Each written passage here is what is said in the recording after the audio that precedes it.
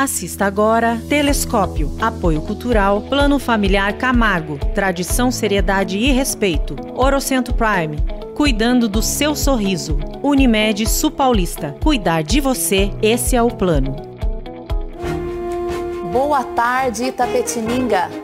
Terça-feira, 8 de março de 2022, Dia Internacional da Mulher.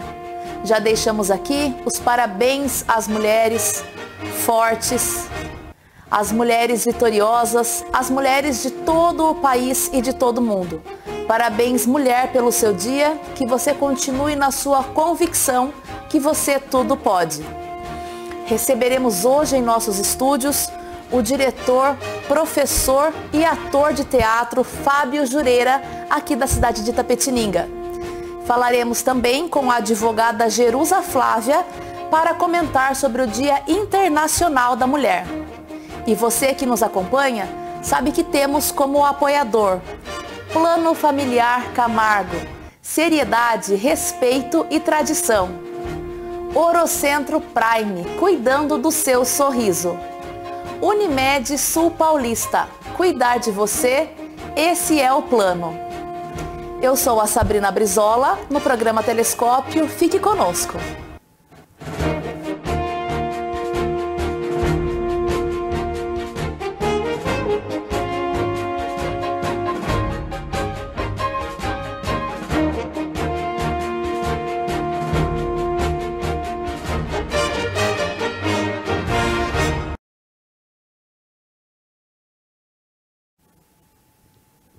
Bem-vindo, Fábio Jureira, no nosso programa Telescópio de terça-feira, 8 de março. Olha só. Olha só, você quer já deixar um recado para as mulheres, Fábio? Fica à vontade. É inevitável, não tem como passar por essa data, que ela tem um significado, né, eu acho que muito importante, não só por uma questão festiva, eu acho que tudo que seja uma forma de manifestação, que trabalhe um símbolo, uma ideia, uma bandeira, eu acho que o 8 de março faz isso assim com louvor. Parabéns às mulheres empoderadas. Eu sou muito fã do trabalho feminino. A minha mãe me trouxe muito essa presença do feminino. Eu sou pai de menina, então assim, respeito grandemente as mulheres. Parabéns a você, parabéns a todas. Muito obrigada. Fábio, começa contando pra gente sobre o Fábio Jureira. A atuação do Fábio, a vida do Fábio, a formação do Fábio e esse amor que você tem pela arte. Eu acho que, na verdade, eu tenho certeza que a escola, assim, muitas vezes a própria igreja também, em vários aspectos, assim, é um terreno fértil para estimular pensamentos, estimular ideias, né, despertar pensamentos, e a escola fez isso comigo. Em 1993, na Escola Taliba Júlio de Oliveira, eu fui convidado para fazer uma peça de teatro por uma professora de inglês, a professora Crisante. E eis que foi uma experiência única, muito intensa, né? Porque foi na frente da escola toda. Assim, teve uma série de coisas assim que foi muito especial na época. E de lá eu fui migrando para grupos de teatro de Itapetininga. Isso me deu um aspecto muito grande sobre a arte da minha cidade, sobre o teatro da minha cidade, na época pelo grupo teatral Ciranda da Lua. E aí eu tive contato com um outro diretor de teatro que veio de São Paulo, que é o João Carlos Luz, e ele trouxe uma espécie de uma outra linha de trabalho de grupo de teatro amador, que são os festivais de teatro, né, pelo Brasil todo. E eu passei a frequentar festivais de teatro, né? Então eu tinha uma carreira de ator amador em Itapetininga, e aí nós começamos a participar de alguns eventos competitivos, e aí vieram alguns prêmios, né? Vieram alguns destaques, e isso trabalhou uma motivação muito grande dentro de mim, a ponto de eu resolver me profissionalizar. Eu sou formado em comunicação social pela FKB, né? Em RP, Relações Públicas. E assim que eu terminei a faculdade, eu fui embora para São Paulo, eu fiquei lá aproximadamente 2 anos, estudando teatro. E ao invés de seguir uma carreira solo, eu tinha vontade de voltar para Itapetininga, e foi o que eu fiz, na época com a Lucy Vilar, e nós montamos um grupo teatral Tapanaraca, que está aí até hoje. Esse ano está fazendo 20 anos de trabalho em Itapetininga. e também nessa linha de festivais de teatro, de apresentação popular, muitas vezes em escola, já apresentamos no asilo, e, enfim, o artista vai onde o povo está, então muitas vezes a gente acaba procurando as pessoas. Bom, esse foi o molde, aí durante uns 20 anos a gente trabalhou muito essa ideia. Hoje eu trabalho um outro conceito de curso de teatro, né? Muito do trabalho que eu fazia, ele acontecia dentro do grupo de teatro, então era uma espécie de mescla de muita gente que nunca trabalhou teatro, mas vinha fazer teatro no grupo, e lá nós fazíamos alguns trabalhos de preparação de ator e, consequentemente, isso reverberava no trabalho de ator em cena. Então, há tempos atrás, o processo era um pouco ao contrário, entendeu? As pessoas vinham fazer teatro comigo nos grupos de teatro e, vez ou outra, acabava enveredando para cursos de teatro. E foi aí que eu resolvi montar o meu próprio curso de teatro, que é o SINA, que é o curso de iniciação para novos atores, que já se desdobrou, se transformou em mais outras 2 frentes de curso e que acabou gerando 2 grupos de teatro, o qual eu também sou diretor, que é o CKMB, pela Casa Kennedy, a convite da Valquíria Paunovic e do Dr. Jorge Paunovic, e o X do Drama, que tem uma pegada mais experimental, né? Agora nós vamos estrear um espetáculo de rua, e toda essa trajetória totaliza aí uma média de, resumir para você, talvez uns 30 anos aí de trabalho dedicado ao teatro. Que bom. Fábio, a gente percebe que muitas pessoas que a gente conhece, né? A gente conhece fora do teatro, julgam-se tímidas, julgam-se introvertidas, e aí de repente você vê essa pessoa aí em cima de um palco. Qual é essa transformação, Fábio, que o teatro faz na vida do ser humano? Partilha com a gente a sua experiência e a sua vivência em relação a essas pessoas. Olha, Sabrina, é bem relativo, mas ele é fundamentado, porque o teatro acontece muitas vezes eu estou romantizando um pouco, mas só para a gente ter uma ideia. O teatro acontece muitas vezes num rito de passagem, onde, né, num período ali de pouco mais de 10 anos, as pessoas procuram lugares onde elas possam se encaixar, né? Comunidades, instituições, clubes, né? Você começa a procurar pessoas que pensem como você, e o teatro ele faz essa acolhida. E é muito legal porque como ele é muito eclético, ele não traz uma espécie de pré-julgamento, né? Então você aceita todas as pessoas, sempre foram assim. Isso marginalizou muito o teatro, dependendo do tipo de olhar que você deposita em cima disso, porque ele une pessoas de todas as idades, ele une as pessoas de todos os credos, de todas as cores, de todas as vertentes, e muitas vezes as pessoas estão procurando significado para a vida delas, elas querem encontrar um papel dela na sociedade, às vezes ela não encontra esse significado na família, às vezes ele não encontra numa instituição como uma escola, e o teatro ele faz essa acolhida, né? Você gera amizades e você é provocado o tempo todo, então a todo tempo você está assim, vencendo limites. No teatro tem uma expressão grega, né? O professor falava muito disso, que é o metron, né? Para tudo na vida você tem uma medida e você muitas vezes trabalha dentro daquela medida por uma questão de zona de conforto, enfim, pode dar o nome que você quiser. Mas quando você ultrapassa aquela medida, você se supera. E isso pode ser feito de novo, de novo, de novo. É infinito, né? Você vai se testando e o teatro ele faz isso muito bem. Tanto que o que você trabalha dentro de um curso de teatro reverbera na sua vida profissional, na sua vida particular, né? Eu uso muito um exemplo assim de entrevista de emprego, né? No setor prático, né? De você ter que trabalhar e você vai ser entrevistado, né? Vai sofrer aí, vai viver uma entrevista de emprego. E você tem o teatro no seu currículo, né? Você tem uma dinâmica de falar melhor, você tem uma convicção melhor, você consegue se autoafirmar, impor ideias no sentido de dizer o que você pensa e, o mais importante, concluir ideias.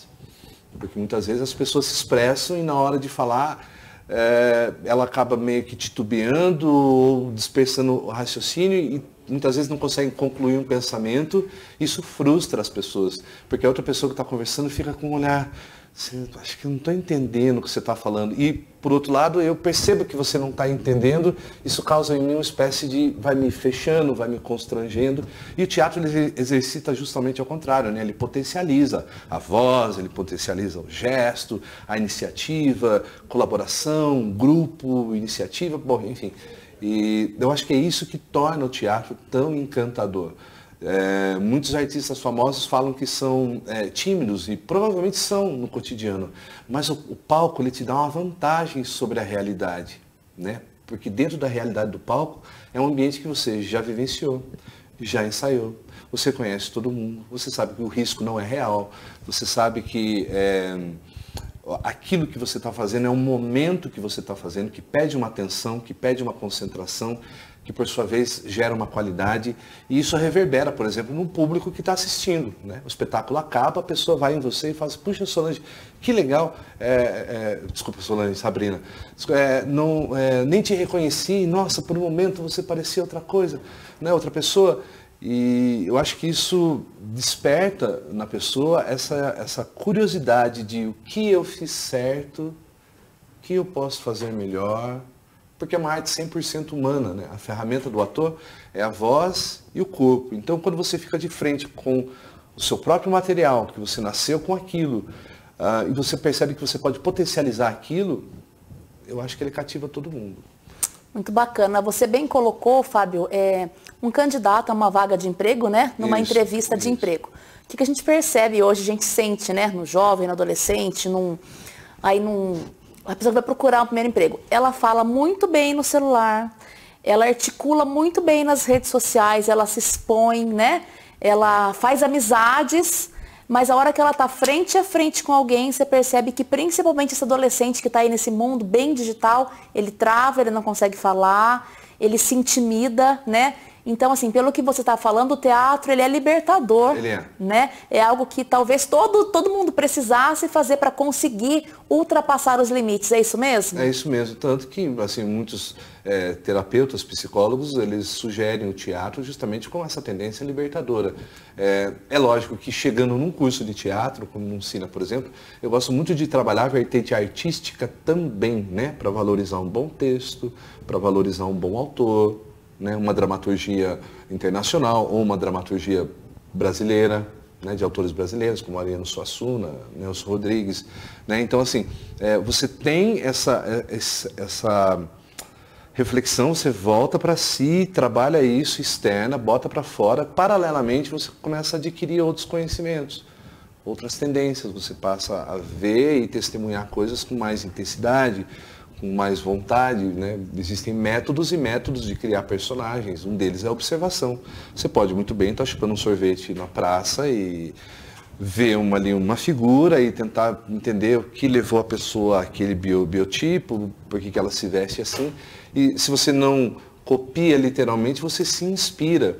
Então, esse passeio entre a arte, porque não o psicológico, né, e o particular, essa provocação que você sofre, quando ela é externa, ela vem em algo que a gente pode chamar de atuar, de arte, é o que a gente estava falando com a Laura ali um pouco antes do programa. Né, o ator, ele não está ausente do trabalho dele, não tem como você fazer algo que é da sua profissão e se ausentar da sua responsabilidade, muito pelo contrário, você vai usar o seu profissionalismo a favor daquilo. Né? E o ator, ele precisa dessa consciência. Como eu disse, o teatro muitas vezes reverbera no seu cotidiano. Mas vale a pena lembrar que nós estamos falando de indivíduos e que as pessoas são diferentes umas das outras. Então, muitas vezes ele não se coloca como necessariamente uma receita de bolo. O que funciona para você pode não funcionar para mim, porque as experiências são muito particulares. É apaixonante. Bacana. O X do Drama, Fábio. X do Drama, legal. Vai inaugurar domingo agora, na frente do Paço Municipal. Isso. Conta pra gente o horário, as datas que ele vai acontecer, já convida aí a população para assistir. Tá. Partilha com a gente. Tá bom. O X do Drama, ele existe desde abril, maio do ano passado. É um projeto de teatro popular, né, de teatro experimental, de teatro que foge um pouco do tradicional, daquilo que nós chamamos do palco italiano, né? Do padrão italiano de teatro, que é a caixa preta. E nós fizemos também, mas agora a gente está buscando, experimentando um núcleo de teatro de rua, né? Porque muitas vezes a gente sofre aí uma questão de espaço, onde apresentar, onde pode, isso e aquilo, e aí vão para a rua. Vamos para a rua. E esse espetáculo, né, nós já fizemos uma versão dele em teatro italiano, no padrão tradicional. Agora nós vamos fazer para a rua, que é a Roupa Nova do Rei. E a Roupa Nova do Rei marca, além de uma estreia do núcleo de rua do X do Drama, teatro, marca também a minha volta para o teatro como ator. E isso para mim é uma surpresa muito grande, uma provocação muito grande, e que vai acontecer agora, no dia 13 de março, no Paço Municipal, tá? Bem ali naquela estrutura ali onde tem o sino, né? Bem de frente ao prédio da prefeitura. E o espetáculo vai acontecer todo domingo, considerando ali um movimento legal que tem ali naquela região aos domingos, né? O pessoal vai passear, vai fazer piquenique, enfim. Então nós vamos ter teatro ali durante todo o mês de março, tá? Sempre aos domingos, às 17 horas, a Roupa Nova do Rei. É uma peça para família? É uma peça para família. É uma comédia, ela tem uma tendência infanto-juvenil, e é teatro de rua, então assim, tudo é muito próximo, né? Ele foge do convencional padrão de teatro. Eu acho que é um experimento bem divertido para quem vai fazer e para quem vai assistir. Bacana. Fábio, nessa sua experiência longa, na verdade, aí, de teatro, de novela, né? Sim. O que marcou você? O que você tem para passar para a gente falar, nossa, Sabrina, isso pode passar anos que realmente me marcou, através de sentimento, através de repercussão? Vem alguma coisa na sua mente? Vem. A minha raiz no teatro é muito forte. Muito forte. O que me marca é o poder de transformação do teatro, né? Apesar do curso se chamar SINA, Curso de Iniciação para Novos Atores, você não terá um ator melhor se o ser humano não for melhor. Então, consequentemente, a melhora é meio que generalizada, vamos dizer assim. Então, me emociona, assim, me captura o coração, assim, me pega assim pela, né, visceral, a mudança das pessoas, de pessoas que começaram a fazer teatro comigo há muitos anos atrás, e a gente se encontra e ela sempre está lembrando do teatro como uma experiência assim, muito gratificante, e que ela conseguiu levar isso para a profissão dela, que ela se sente uma professora melhor, porque teve uma experiência em cena. Então, eu agora estou fazendo um trabalho online também com algumas pessoas de outras cidades, e recentemente eu estou trabalhando com uma advogada lá de Botucatu, onde a gente está fazendo um trabalho online também de teatro, de medo de falar em público, tal, e ela direciona muito o trabalho dela para a área de direito, né, para a advocacia. Então, assim, a melhora do ser humano é tão importante quanto o trabalho artístico em si. E, embora eu tenha feito algumas coisas com televisão, com cinema, nada substitui a experiência do frente a frente. Eu falo isso, inclusive, nas aulas online. A gente pode até fazer algumas aulas, mas a gente precisa de momento presencial, né? E só assim eu fecho a aula para que a pessoa possa ter esse contato sem o filtro, né, da telinha do computador, do celular, enfim. Então, embora eu tenha feito outras coisas, né, como Carcereiros, com nível global, ganhou prêmio internacional, essas coisas, como artista, para mim é muito gratificante, é muito legal, mas a transformação de uma realidade, de uma sociedade, mostra para mim o verdadeiro poder do teatro, de como isso pode ser bom para todos. Para um patrão pode estimular, um professor pode estimular um aluno, alguém da família pode estimular num sobrinho, num filho e por aí vai. Agora, a transformação que essa pessoa vai sofrer depende muito do empenho dela, do quanto você só vai ter o feedback daquilo que você doa. Se você se doar pouco, provavelmente seu rendimento será pouco. Se você se doar muito de coração, isso vai afetar tudo, inclusive o seu coração, a sua própria vida. Sem dúvida. Você falou, né, do estímulo da família. Sim. Antes de você, Fábio, pais, mães, tios, primos, tem alguém na família com essa veia artística positiva aí? Pergunta danada, Sabrina. Então, meu avô, eu sei de coisas assim. Meu avô era sanfoneiro, né? Tocador de gaita, sanfona. E eu me lembro, assim, da minha mãe, no caso, assim, da referência do meu lado paterno, nem tanto, era um pessoal muito simples, que veio lá de Sete Barras, do interior e tal. E minha outra parte da minha família já é aqui da região de São Miguel Arcanjo. E lá muito bailão, né? Muito palco, noite, churrasco. E eu acho que gosto de pensar que essa alegria, né, contaminou o gene e que talvez eu esteja traduzindo um pouco do que meus avós faziam, dessa coisa agitada, de festa, de alegria. Agora, assim, especificamente do teatro, da área artística, não, ninguém. Eu sou a ovelha negra. Aí o pioneiro da família... Exatamente. Hoje a Júlia, né, minha filha, ela está comigo, vai fazer 13 anos e, né, e ela é praticamente meu escudeiro, meu braço direito no teatro. Que bacana. Ainda em pandemia, Fábio, conta pra gente, eu acho que o prejuízo foi muito grande, né? Muito grande. Para os atores, para os grupos de teatro. Circo. E também para quem assiste o teatro, porque as pessoas são sedentas de cultura, sedentas de lazer, mesmo antes de pandemia, uma válvula de escape aí para a gente refrescar, para a gente aprender, para a gente, né, partilhar esses momentos gostosos. Então, assim, houve uma perda muito grande generalizada. Você pode falar algo para a gente desse momento?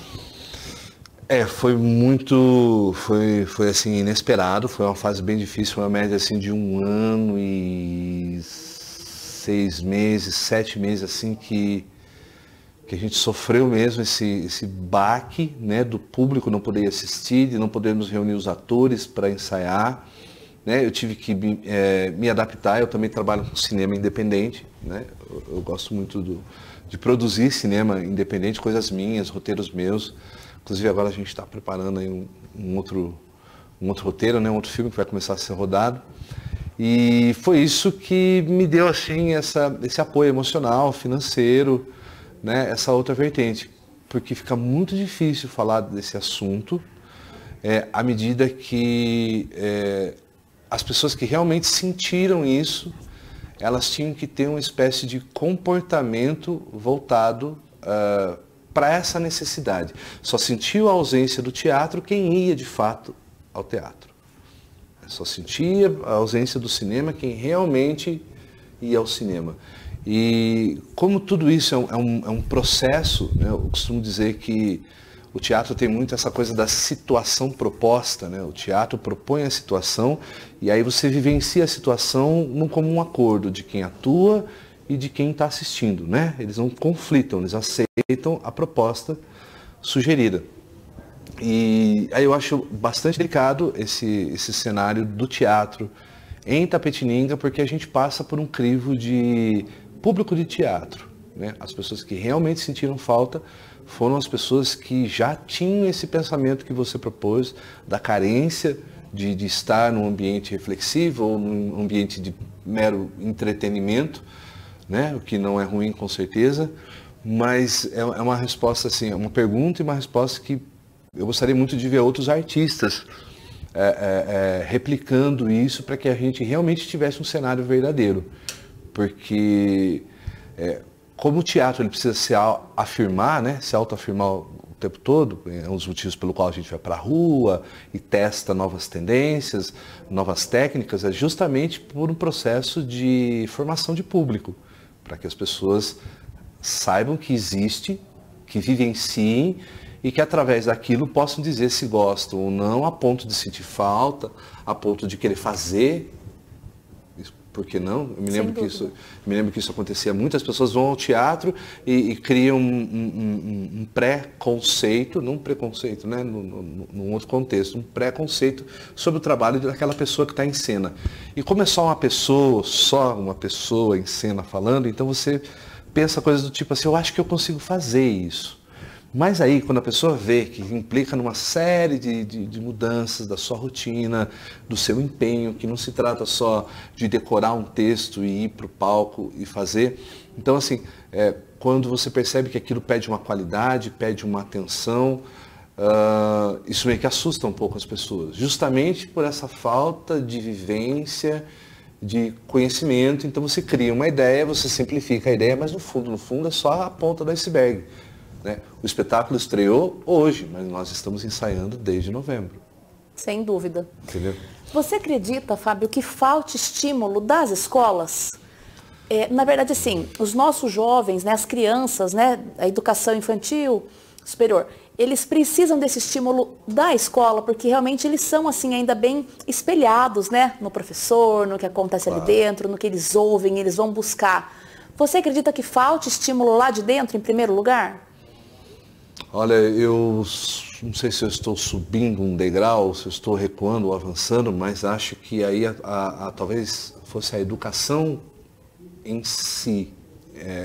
Você precisa enxergar o teatro como uma ferramenta educacional, como uma ferramenta pedagógica, para que isso seja aceita dentro de um quadro curricular de educação, de escola, para que você não banalize isso achando que é mero ou simples entretenimento, né? E que o teatro pode trazer questionamento, pode trazer reflexão, pode discutir um momento atual, né? Você não precisa trabalhar textos que existem Shakespeare há 400, 500 anos. Você pode escrever o seu próprio texto e transformar aquilo em arte cênica, né? Então, assim, o momento atual ele pode ser discutido.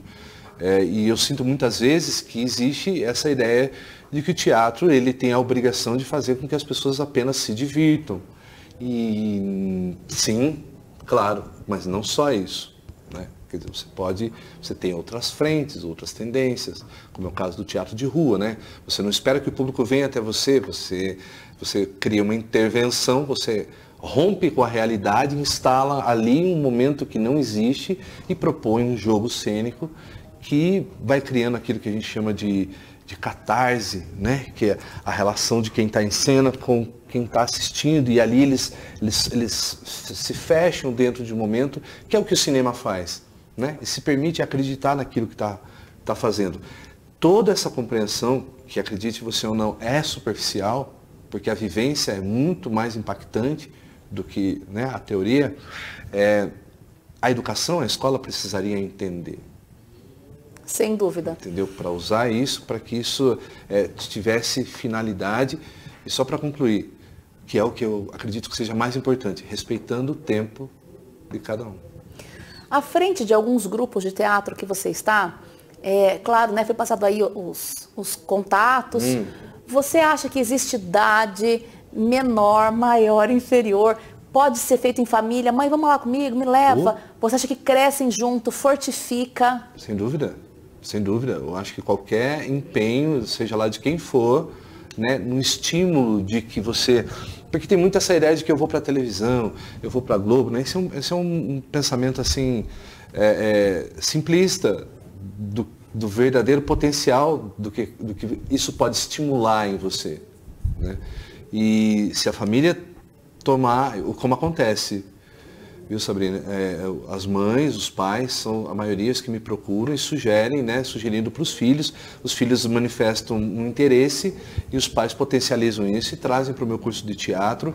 Então, assim, já existe uma tendência da família fazer isso, mas um professor pode fazer isso, né, alguém dentro da sua comunidade pode fazer isso.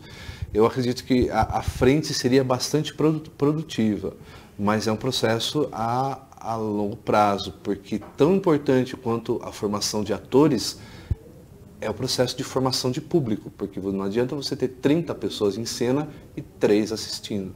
A valorização, né, Fábio, da Isso. cultura, a valorização do conhecimento, que não só na área acadêmica ali da escola, mas no mundo do teatro, que é muito válido, muito amplo. Sim. Você colocou no início, né, da igreja. Também. Eu acho que hoje, por exemplo, as igrejas são um grande assim, espaço, né? De repente um degrau aí para esses jovens, ou para esses moderna, adultos, né, também, Sim, né, fazerem sim. teatro. Porque jovem somente, então o teatro não tem idade. Ah, é verdade. Talvez eu não tenha respondido devidamente. O teatro não tem idade. Eu sugiro o teatro para crianças acima de 6 anos. Porque assim, porque a tendência, como eu falei, de você ir fazer teatro e fazer televisão, fazer cinema, passa muito pelo crivo da vaidade, da exposição, né? E aí o gatilho pode não ser muito... não é o que deveria ser. Em vez de você pensar numa satisfação, né, num melhoramento pessoal, dentro da família ou individual, você acaba pensando numa vitrine. Entendeu? Eu quero fazer disso minha profissão. É legal? Lógico que é. Sem dúvida nenhuma. É uma profissão tão digna quanto qualquer outra. Mas você nunca será um artista bom se você não for um ser humano melhor. Né? O seu trabalho reflete quem você é, a sua personalidade. Agora, se você é um bom artista, mas é um ser humano meia boca, né? Enfim, coisas negativas, eu acho que não casa, não dialoga essas duas coisas. Eu sugiro acima de 6, 7 anos, porque a criança tem que brincar. Tem que brincar. E no teatro, de certa forma, ela vai continuar fazendo isso. Mas aí a gente vai canalizar o trabalho dela. Então, a gente costuma dizer assim, a criança, ela se permite pecar pelo exagero. Ela vai. Aí vem um pai, uma mãe, não. Mas se deixar, ela sobe nas coisas, ela corre, ela cai, ela monta no cachorro. Ela faz uma série de coisas. Por quê? Porque ela está num processo de experimentação. E à medida que a gente vai crescendo, a gente vai criando esses pseudos bloqueios. Agora eu não quero falar mais. Ela está me olhando estranho. É melhor eu ficar quieta. Aí você vai se fechando. Aí você vai crescendo, né? E vai desenvolvendo como altura, tamanho, né? Mas você muitas vezes, a tendência é se sentindo oprimido por causa de situações, medos, traumas. E aí eu acho que isso muito cedo ele se confunde um pouco com a criança. Ela não sabe até onde é um jogo livre, sem regras, sem limites, porque no teatro você tem uma regra, né? Você vai até um ponto e alguém te diz, um diretor, um orientador cênico, um ensaiador, agora tem vários nomes, não é só um facilitador de jogos, né? Ele te dá um limite, ok, até aqui, Sabrina. Pausa. Então o teatro, ele estabelece alguns limites e às vezes, se você não tomar cuidado, talvez mescle um pouco com essa infância, que tem que ser livre, entendeu? Então, se ela fizer teatro muito cedo, talvez... Segura um pouco. Entendi. Fábio Jureira, foi um prazer receber você aqui. Foi um assunto leve, gostoso, interativo para todo mundo, né? Um convite para todo mundo participar como ator, participar como aí telespectador, pegar o gosto do teatro, o gosto da cultura, né? Do lazer. Sim. Por favor, faz novamente aí o convite para os nossos telespectadores para domingo. Sim. Ou se você quiser divulgar um telefone para os pais interessados. Meu filho, eu acho que ele gostaria, de repente, para uma criança. Faz um contato aí para o pessoal. Tá, ok. Eu fiz uma colinha aqui, se você não se importa, aí eu concluo com a divulgação do espetáculo. Tranquilo. Tá bom? Então nós temos na Igreja Presbiteriana, ali no Jardim Itália, o SINA, que é o curso de iniciação para novos atores, todo o sábado, tá? São 2 horas de curso. Todo sábado. Também na Igreja Presbiteriana, todas as segundas, aí é para um público mais voltado, frequentador ali da Presbiteriana, do Jardim Itália, das 6h30 às 8h30, toda segunda-feira. E nos meus grandes parceiros lá, o Dr. Jorge Paunovic e a Valquíria Paunovic, que são assim os pioneiros aí da arte, que estão abrindo espaço para todo mundo, tem um curso de teatro lá na Casa Kennedy, toda quinta-feira, também das 6h30 às 8h30.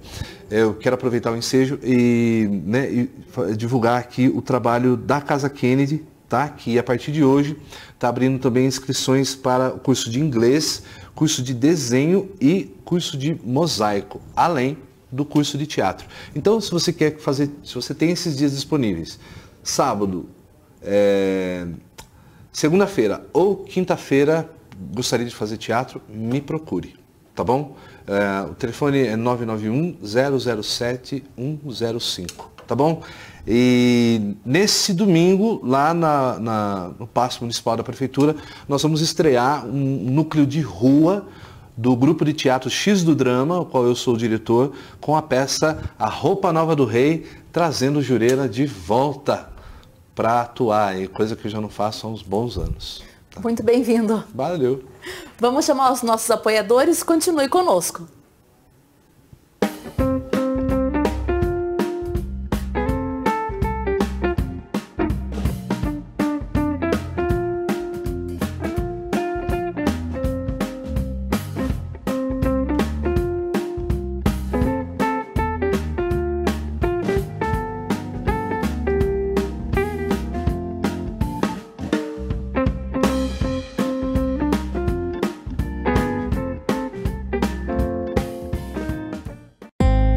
Desde 1993, a Orocentro Prime está em Itapetininga oferecendo o melhor em tratamentos odontológicos e estéticos. Ao longo desses anos, evoluímos e unimos a melhor tecnologia, os melhores profissionais e o melhor atendimento para proporcionar o que é mais importante: qualidade de vida. Hoje, contamos com profissionais especialistas em todas as áreas da odontologia e estética. Somos a maior clínica da região, com amplo estacionamento e acesso rápido pelas principais vias da cidade. Orocentro Prime, cuidando do seu sorriso.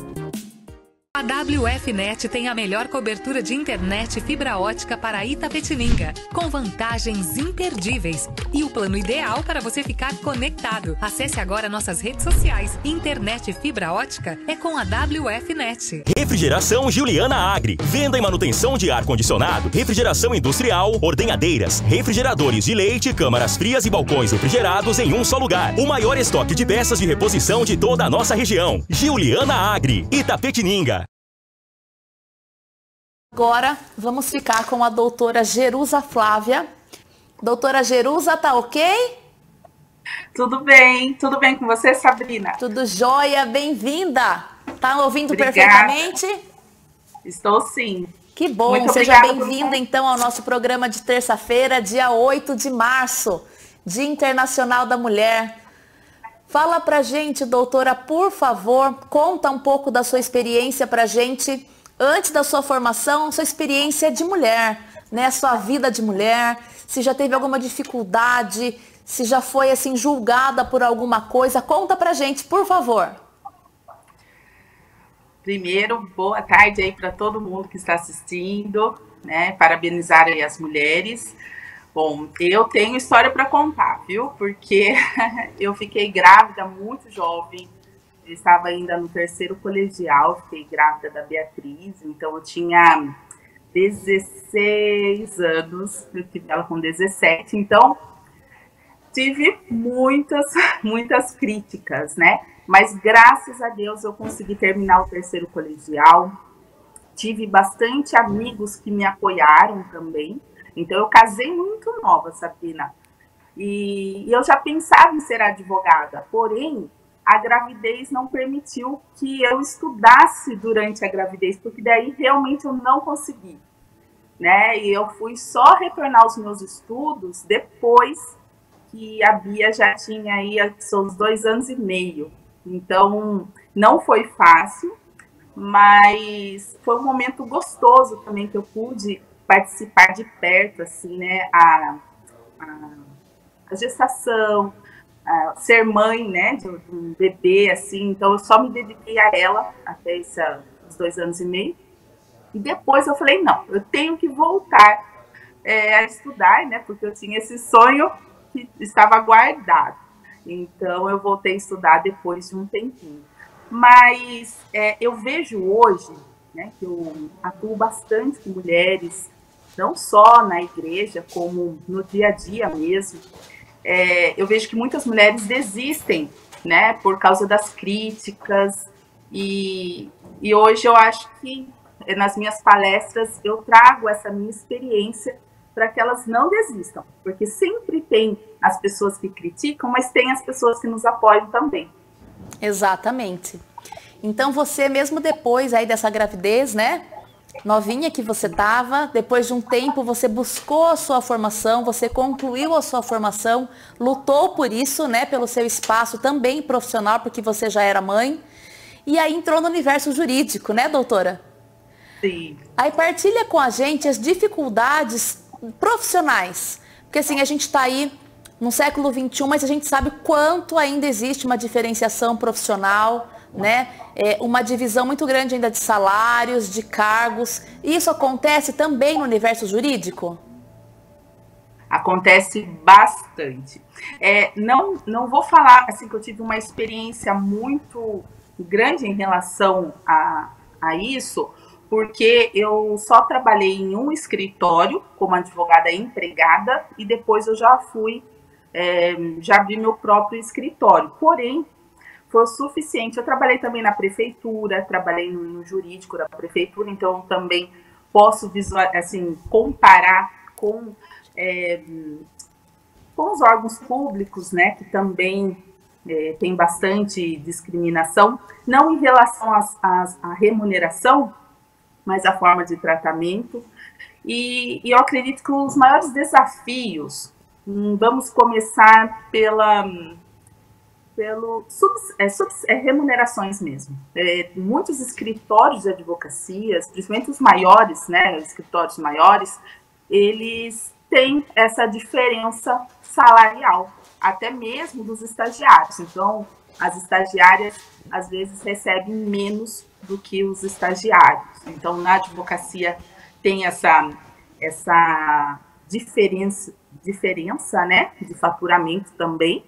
E eu acho que o assédio moral eu acho que é um dos desafios que a mulher enfrenta no mundo jurídico. Eu até tenho um episódio que eu passei na pele, né? Então eu entrei na sala do escritório e só tinha advogados.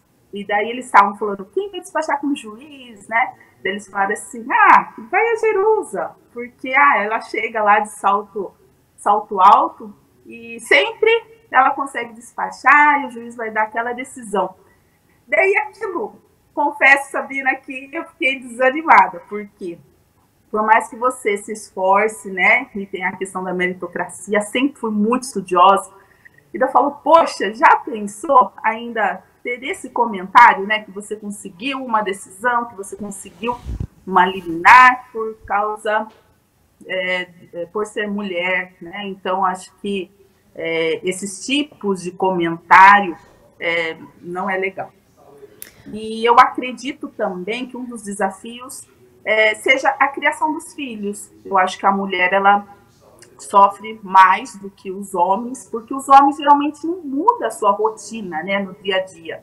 E eu percebo que na minha vida eu já precisei mudar muito. Então, quando eu estava no escritório, eu era em Tatuí, e eles pediam para que eu fosse atuar no tribunal em São Paulo, por exemplo. E lá eu precisava ficar 2 dias. E as minhas filhas eram pequenininhas, eu tenho 2 moças hoje. E eu vejo que foi por causa dessa dificuldade que eu precisei refletir um pouco mais na qualidade de vida, né, não só minha como das meninas, de eu abrir o meu próprio escritório, né? E eu vejo que não é assim com a maioria, pelo menos, dos homens, né? Sim. Bom, doutora Jerusa, na verdade, das lutas, das batalhas e das dificuldades da mulher, nós sabemos. Mas vamos falar aí das mulheres vitoriosas, das mulheres fortes, que não é de hoje que elas existem e que nos deixam exemplos, né? Pegando aí o meio jurídico, eu gostaria que a senhora partilhasse com a gente um pouco sobre a senhora Esperança Garcia. Conta dessa mulher forte e vitoriosa pra gente, que eu acredito que são dessas histórias que nós mulheres precisamos ouvir e nos fortalecer. Verdade. Então, confesso, assim, que não sei falar com tanta propriedade, né, dela, mas todos nós sabemos, né, que foi uma mulher que já por sua essência é bem forte, né, porque só a mulher negra sabe o quanto ela precisa se esforçar para quebrar um monte de barreiras, sabe?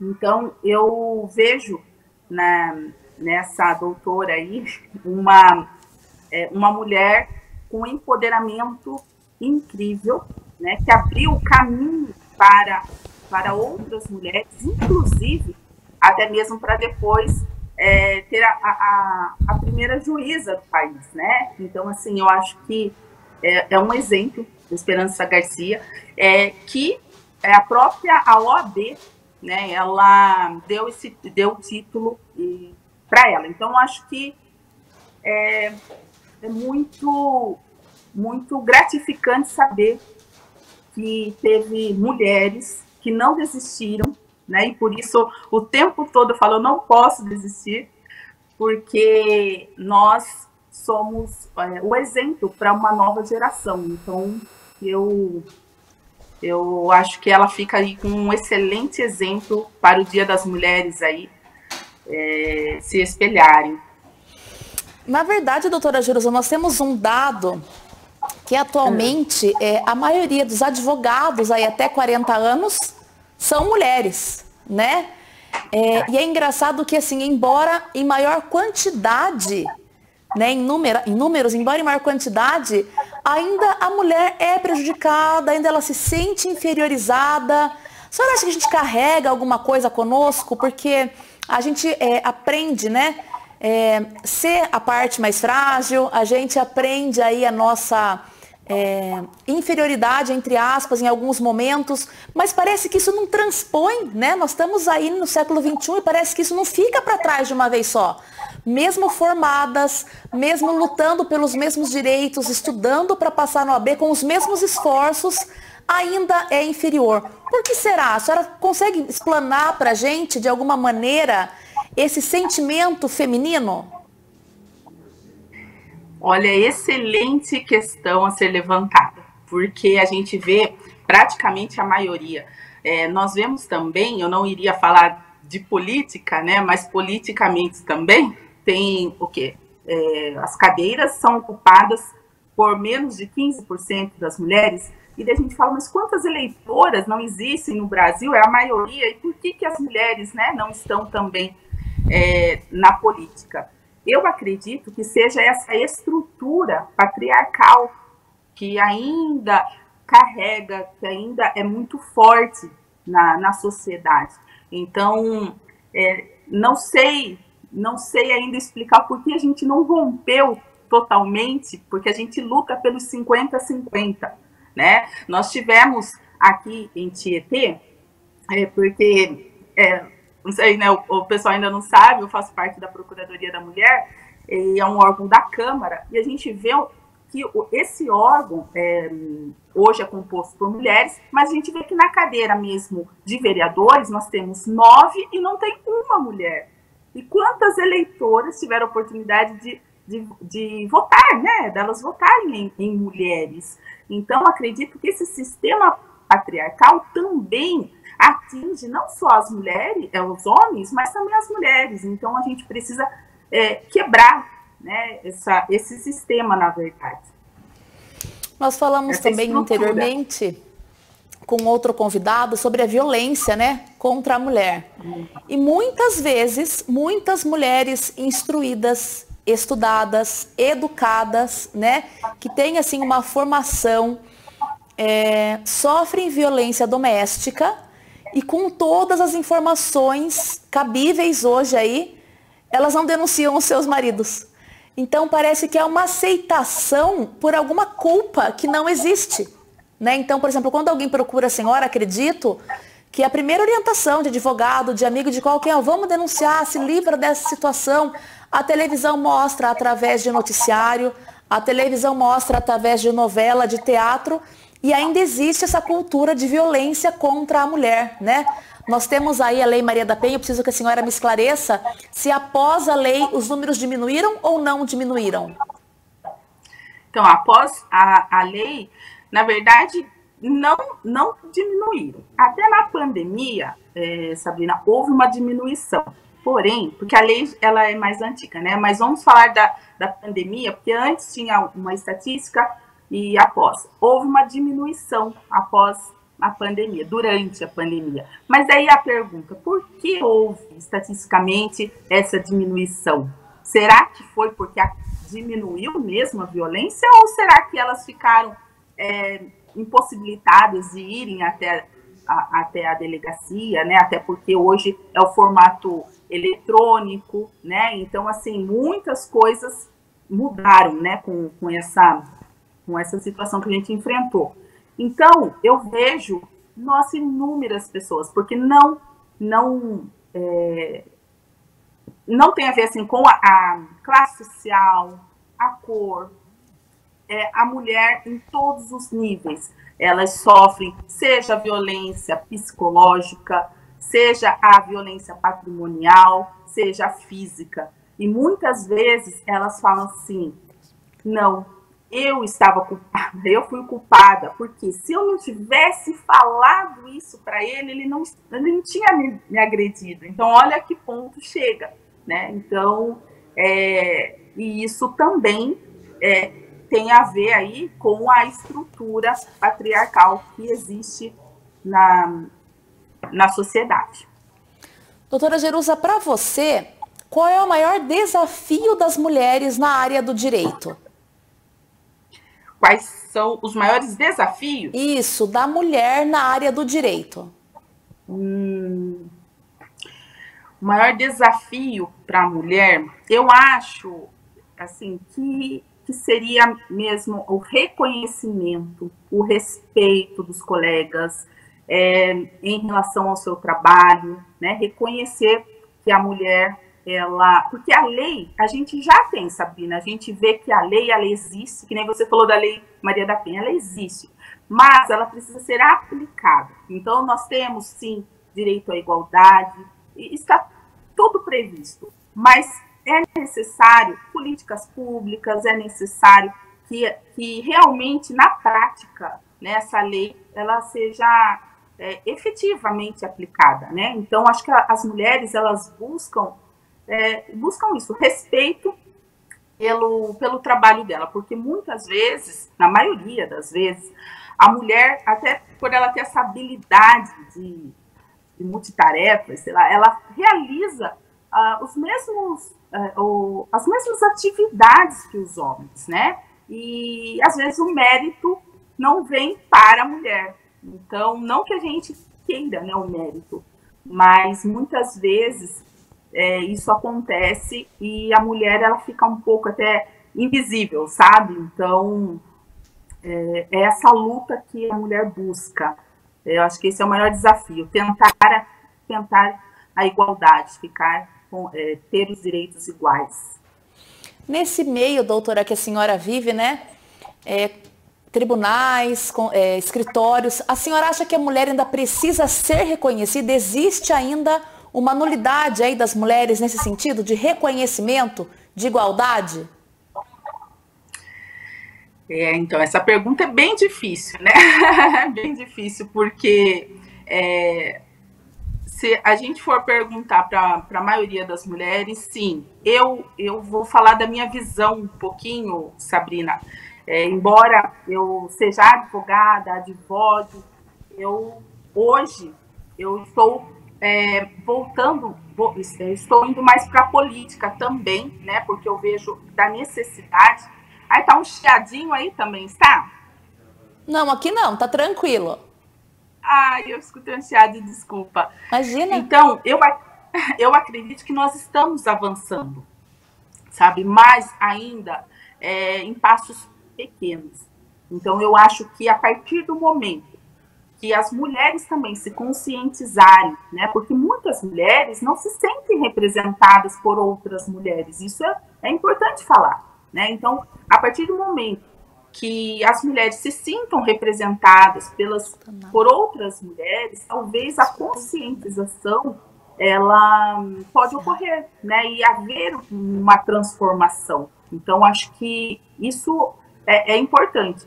Então, acho que as mulheres, o maior desafio delas é que a sociedade realmente enxergue, né? Que ela é capaz, que ela merece ter os direitos assim como os homens, e é essa luta que a gente vem vendo ao longo dos anos. Uma luta diária, né, doutora? Diária. Desde já eu agradeço a sua participação conosco. E antes de finalizar, Eu gostaria que a senhora deixasse um recado de positividade, de força, de luta. Já começou com o seu testemunho aí com uma gravidez novinha, né, com 16 anos. Eu queria que a senhora deixasse hoje, de maneira especial, um recado para as mulheres. Antes, se você permitir, eu não sei se dá para ver certinho aqui o livro que foi lançado pela editora Líder, de São Paulo. Inclusive, quem escreve o prefácio é a Procuradora de Justiça, Gabriela Mansur, das Justiceiras, não sei se vocês conhecem, e aqui conta as histórias das mulheres, né, as mulheres no direito, muito legal, eu recomendo a leitura e eu tenho um capítulo nesse livro, então eu sou coautora. E eu gostaria de deixar uma mensagem para as mulheres que elas não desistam dos seus sonhos, não desistam do propósito pelo qual elas estão aqui, né? Então, primeiro a gente tem que achar o propósito e encontrando, não desista, porque apesar das dificuldades, eu acredito que sempre tem alguém para nos ajudar, sempre tem alguém que nos inspire, que nos inspira, né? Então, o recado é esse. Eu acho que eu sou uma prova viva disso, de que é possível. Eu achei que eu não ia nem voltar a estudar, né? Depois de 2 meninas aí, e eu consegui. Então, é isso, Sabrina. Tá certo. Muito obrigada por estar conosco. Parabéns também para você nesse universo feminino. Leve os parabéns da TVI para suas colegas da classe. Muito obrigada pelas explicações. As portas estão abertas. Até mais. Até mais. Obrigada. Ficamos agora com o final do programa. Quem curtiu, compartilhou, logo terá suas respostas. Até mais.